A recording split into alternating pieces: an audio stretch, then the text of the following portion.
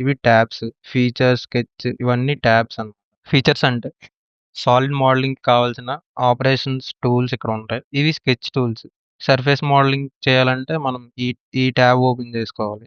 Sheet metal చేయాలంటే ఈ tab. ఇలా ఇవన్నీ మనం సాలిడ్ వర్క్స్‌లో చేయగలిగే మాడ్యూల్స్ అంట. ఇన్ కేస్ ఈ ట్యాబ్స్ ఏవైనా మిస్ అయ్యాయి, ఈ ట్యాబ్ పైన రైట్ క్లిక్ ఇస్తే ట్యాబ్స్ అనేది వస్తుంది. అందులో ఏవైతే అన్‌టిక్ ఉన్నాయో అవి మనకు అక్కడ కనిపించవు. ఏవైతే టిక్ ఉన్నాయో అవి మాత్రమే కనిపిస్తాయి.